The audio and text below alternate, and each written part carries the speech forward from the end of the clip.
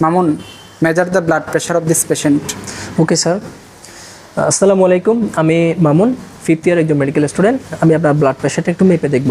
আশা করি আপনার কোনো ধরনের সমস্যা হবে না। যদি সমস্যা হয় আমাকে জানাবেন। আইডিয়ালি ব্লাড প্রেশার মাপার ক্ষেত্রে আমরা পেশেন্টকে অ্যাকর্ডিং টু ডেব্রিসন হচ্ছে 2 মিনিট, অ্যাকর্ডিং টু ম্যাগলেট হচ্ছে 5 মিনিট রেস্টে থাকবে। কিন্তু আমাদের ওয়ার্ডের যে পেশেন্টগুলো আরও তো রেস্টে থাকে, তাহলে আমরা সরাসরি ব্লাড প্রেশার মেজারমেন্ট করতে পারবো। আচ্ছা, এখন হচ্ছে পেশেন্টের পজিশন খুবই গুরুত্বপূর্ণ ব্লাড প্রেশার মেজারের ক্ষেত্রে।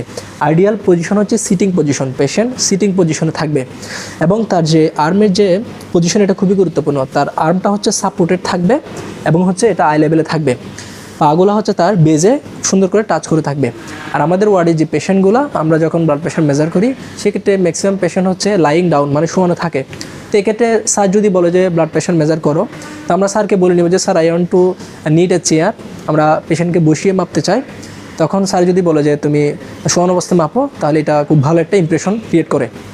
ওকে, এখন হচ্ছে আমরা তার যেহেতু দুইটা আর্ম, আমরা কোন আর্মে হচ্ছে ব্লাড প্রেশারটা মেজার করবো, এটা একটু গুরুত্বপূর্ণ পয়েন্ট।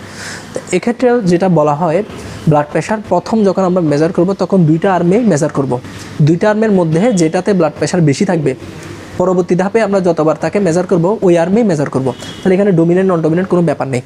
আচ্ছা, তো যেহেতু আমরা ওয়ার্ডে যখন এক্সামগুলো দিই, তখন আমাদের একটা নিয়ম হচ্ছে, অলিখিত নিয়ম, যে পেশেন্টের ডান সাইড আমাদের থাকতে হবে। তাহলে সেই ক্ষেত্রে আমরা হচ্ছে ডান হাত যেটা, ওটাই আমরা ব্লাড প্রেশারটা মেজার করে থাকি আর কি। ওকে, এখন ব্লাড প্রেশার মেজারের জন্য পেশেন্টের যে আর্ম, যেহেতু আর্মে মাপবো, খুব ভালো করে পেশেন্টের যে আর্ম এটা হচ্ছে এক্সপোজার করে নিতে হবে। তো এখানে টাইট যদি কোনো ক্লথ থাকে, যেমন এই ক্লথের উপর আমরা মাপতে পারবো না, এটা খুব ভালো করে এক্সপোজার করতে হবে। পেশেন্টকে বলবো যে বাবা এটা একটু এক্সপোজ করেন, আপনি এটা একটু খুলে ফেলেন। হ্যাঁ, তা আমরা পুরো হাতটাই হচ্ছে এক্সপোজ করব, কিন্তু পেশেন্টের এখানে সিকিউরিটির জন্য আমরা পুরোটা করতেছি না। আর এখানে দেখেন এটা কিন্তু টাইট হয়ে আছে, তো আমরা মাপার ক্ষেত্রে এগুলো দেখতে হবে, এইভাবে টাইট হয়ে থাকলে হবে না। আচ্ছা, এখন ব্লাড প্রেশার মেজারের জন্য তাহলে আমাদের এটা হচ্ছে কাপ। এই কাপের মধ্যে আমরা এটা দিয়ে কাপটা বসাবো আর কি। এখানে একটা দেখেন আর্টারি দিয়ে একটা ইন্ডিকেটর আছে। তাহলে আমরা হচ্ছে যখন এখানে কিউবিটাল ফসার মধ্যে এই কাপটা লাগাবো, তখন হচ্ছে আর্টারি লেভেল হচ্ছে এই জিনিসটা লাগবে। তো আরেকটা গুরুত্বপূর্ণ বিষয় হচ্ছে, একজন মোটা মানুষ, তার হাত অনেক মোটা, তার জন্য তো এই কাপটা হবে না। তাহলে এই কাপের কিছু সাইজ আছে, ওই সাইজটা আমাদের মেনটেন করতে হবে। আচ্ছা, এখন আমরা যেহেতু এখানে দিব, আমরা বেসিক্যালি আমাদের যে ব্লাড প্রেশার এটা মেজার করে হচ্ছে ব্রাকিয়াল আর্টারিতে এখানে। সো ব্রাকিয়াল আর্টারির যে লোকেশন, এটা আমরা অ্যানাটমি থেকে জানি। তো স্যারকে আমরা একটু অভিনয় করবো যে ব্রাকিয়াল আর্টারির লোকেশনটা আমরা খুঁজে দেখতেছি। যেমন কী করতে পারি, আমরা হাতটা একটু ফ্লেক্স করবো, এখানে আমরা বাইসেপস টেন্ডন পেলাম। বাইসেপ টেন্ডনের জাস্ট মিডিয়ালি হচ্ছে ব্রাকিয়াল যে আমাদের আর্টারি এটা আছে। তো আমরা বাইসেপস টেন্ডনটা ফিল করে তার মিডিয়ালি একটু হাত দিলাম। হ্যাঁ, আমরা একটু অভিনয় করে নিলাম যে আমরা ব্রাকিয়াল আর্টারির পজিশন পেলাম। ওকে, এখন এই যে কিউবিটাল ফসা, তার থেকে 2 to 3 ফিঙ্গার উপরে, মানে 2.5 সেন্টিমিটার উপরে আমরা হচ্ছে কাপটা বাঁধবো। তাহলে আমরা কাপটা বেঁধে নিলাম। কাপ বাঁধার ক্ষেত্রে খুব বেশি টাইট বা খুব বেশি লুজ হওয়া যাবে না, মোটামুটি আমাদের একটা আইডিয়াল করতে হবে। ঠিক আছে, আমরা হচ্ছে এই লেভেলে বেঁধে নিলাম। ওকে, বাঁধার পরে আমরা ব্লাড প্রেশার যখন মেজার করি, তখন আমাদের দুইটা প্রসেস আছে, একটা হচ্ছে পালপেটরি মেথড আর একটা হচ্ছে অস্কালটেটরি মেথড। তো স্যার আসলে এটাই দেখতে চাই, আমরা সবাই অস্কালটেটরি মেথড করি, কিন্তু পালপেটরি মেথড যেটা, এটা আমরা মিস করে ফেলি। তো স্যার এটা একটু খুব ভালো করে দেখতে চাই যে কি সে পালপেটরি মেথডটা করছে কিনা। তাহলে পালপেটরি মেথড কি, এখন আমরা তার হার্ট লেভেলে হচ্ছে ম্যানোমিটারটা দিয়ে দিব। ম্যানোমিটারটা এখানে দিয়ে দিলাম। আচ্ছা, দিয়ে দেওয়ার পরে আমরা এখন তার হচ্ছে রেডিয়াল পালসে হাত দিব। হ্যাঁ, রেডিয়াল পালস দেখার নিয়ম হচ্ছে এভাবে, আমরা হাতটা এভাবে রাখি 3টা আঙ্গুল দিয়ে। রেডিয়াল পালসে দেওয়ার পরে আমরা হচ্ছে এখন এটা ইনফ্লেট করব।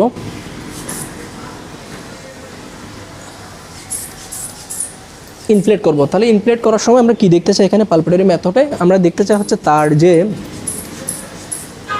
পালস, রেডিয়াল পালস, এটা কোথায় ডিসঅ্যাপিয়ার করে। তার রেডিয়াল পালস যে লেভেলে ডিসঅ্যাপিয়ার করবে, তা আমরা ধরে নিতে পারি ওই লেভেলটা হচ্ছে তার জন্য সিস্টোলিক ব্লাড প্রেশার। এরপরে যেটা আমরা গুরুত্বপূর্ণ জিনিস স্যার আর যেটা তাকিয়ে থাকে, সেটা হচ্ছে এখানে রেডিয়াল পালস যেখানে ডিসঅ্যাপিয়ার করবে, তার থেকে 20 to 30 মিলিমিটার মার্কারে হচ্ছে আমরা এক্সট্রা ইনফ্লেট করতে হবে। এটা স্যাররা দেখে।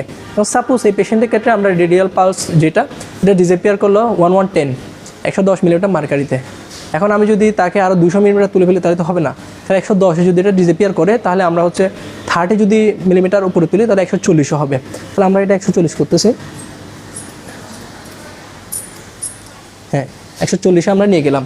তাহলে এটা হচ্ছে আমাদের পালপেটরি মেথড। এখন হচ্ছে অসকালটেটরি। তাহলে অসকালটেটরির জন্য আমাদের কী করতে হবে, আমাদের যে স্টেথোস্কোপ এটা কাজে লাগাইতে হবে। তো আমাদের স্টেথোস্কোপে দুইটা জিনিস, একটা হচ্ছে ডায়াফ্রাম, একটা হচ্ছে বেল। তো আমরা আসলে ডায়াফ্রাম দিয়ে দেখি, এবং ডায়াফ্রামটা এখানে একটা বিষয় আছে, এটা বন্ধ খোলা আছে। তাহলে ডায়াফ্রাম দিলাম কিন্তু এখানে সাউন্ড আসলো না, তাহলে তো হলো না। তাহলে বন্ধ খোলা দেখার জন্য এটাকে কানে দিতে হবে এবং এখানে একটু ট্যাপ করে দেখতে হবে। ওকে, এরপর এটা আমরা এখানে দিব ব্রাকিয়াল আর্টারি বরাবর, ব্রাকিয়াল আর্টারি বরাবর এটা দিব আমরা। হ্যাঁ, তারপর হচ্ছে আমরা এবার হাত দিয়ে ধরবো। এরপরে আমরা হচ্ছে ঠিক আছে, এরপরে আমরা হচ্ছে তার পালসটা আস্তে আস্তে তার যে বিপি এটা হচ্ছে ডিফ্লেট করবো। এখন ডিফ্লেট করার সময় আমাদের একটু খেয়াল রাখতে হবে, খুব জোরেও করা যাবে না, খুব আস্তে করা যাবে না। আমরা নর্মালি যেটা বলি সেটা হচ্ছে 2 মিলিমিটার মার্কারি 5 সেকেন্ডে ছাড়বো, আস্তে আস্তে, খুব আস্তে আস্তে 2 মিলিমিটার করে ছাড়বো। হ্যাঁ, এই যে আমরা ছাড়তেছি।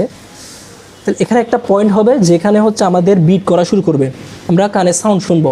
এটা হচ্ছে ফার্স্ট করতকপ সাউন্ড। যে জায়গায় আমরা সাউন্ডটা শুনবো এটা হচ্ছে আমাদের সিস্টোলিক ব্লাড প্রেশার, এবং যে জায়গায় আমাদের সাউন্ড ডিসঅ্যাপিয়ার করে যাবে এটা হচ্ছে আমাদের ডায়াস্টোলিক ব্লাড প্রেশার। যেখানে আমরা ফার্স্ট সাউন্ড শুনবো এটা হচ্ছে সিস্টোলিক, আর যেখানে আমরা হচ্ছে ডিসঅ্যাপিয়ার করে যাবে এটা হচ্ছে ডায়াস্টোলিক ব্লাড প্রেশার। এবং আমরা ছাড়ার সময় বলেছি 2 মিলিমিটার 5 সেকেন্ড করে আস্তে আস্তে ছাড়বো। তবে এখানে একটা বিষয়, যেমন আমরা যেটা করি, আমরা ওয়ার্ডে লং কেস দেওয়ার সময় আমরা অনেক সময় মেজার না করেই আসলে আমরা বসিয়ে দিই। এখানে একটা ভুল হচ্ছে, স্যাররা ইজিলি এটা ধরতে পারে যে কেউ, কারণ এখানে আমাদের যে ম্যানোমিটার যে পার্টটা আছে, মেজারমেন্টটা আছে, এটা হচ্ছে 2 করে, মানে এটা জোর। তো কেউ যদি ব্লাড প্রেশার লিখে দেয় 125/90, স্যারে যখন এটা দেখবে তাহলে স্যার ইজিলি বুঝবে যে সেখানে আসলে মেজার করে নাই, এমনি নিচ থেকে বসিয়ে দিয়েছে, কারণ এটা অলওয়েজ হচ্ছে এটা জোর হবে। তাহলে আমরা পার্টটা লেখার সময় জোরে লিখবো। হ্যাঁ, তো এভাবে আমরা হচ্ছে জিনিসটা মেজার করি। এরপর আমরা এটা খুলে ফেলবো। পেশেন্টের যে রিএক্সপোজার এটা করে দিব। পেশেন্টকে আমরা ধন্যবাদ দিয়ে দেবো। ধন্যবাদ বাবা। আচ্ছা, ব্লাড প্রেশার তো মাপলা, এখন এই পেশেন্টের ক্ষেত্রে কখন তুমি হাইপারটেনশন বলবো? আর নর্মালি হচ্ছে systolic blood pressure greater than or equal 140 millimetre mercury, আর diastolic blood pressure greater than or equal 90 millimetre mercury যদি হয় সেক্ষেত্রে আমরা হাইপারটেনশন বলি। আচ্ছা, 140/90। এখন মনে করো এই পেশেন্টের ব্লাড প্রেশার ম্যাপে তুমি পাইলা 150 millimetre mercury by 90 millimetre mercury. এখন তুমি এক্ষেত্রে কি হাইপারটেনশন বলবো? আর হাইপারটেনশন বললে কি এটার ট্রিটমেন্ট শুরু করে দিবে কিনা? এটা অবশ্যই, যেহেতু এটা হাইপারটেনশন, কিন্তু ট্রিটমেন্টের বিষয়ে এখানে একটা বিষয় আছে, সেটা হচ্ছে একটা পেশেন্টকে যখন আমরা একবার, যেমন এই পেশেন্টকে মাত্র একবার আমি মেজারমেন্ট করেছি, তাহলে এক্ষেত্রে আমার যদি প্রেশারটা বেশি থাকেও আমরা ট্রিটমেন্ট এখন শুরু করব না। তো আমরা যেটা করি সেটা হচ্ছে 4 ঘন্টার মধ্যে 2 বার মেজারটা নিব। যদি 2 বারের মধ্যে এটা হাই প্রেশার থাকে তখন আমরা হচ্ছে এটাকে হাইপারটেনশন হিসেবে ট্রিট করা শুরু করি আর কি। ওকে, থ্যাংক ইউ।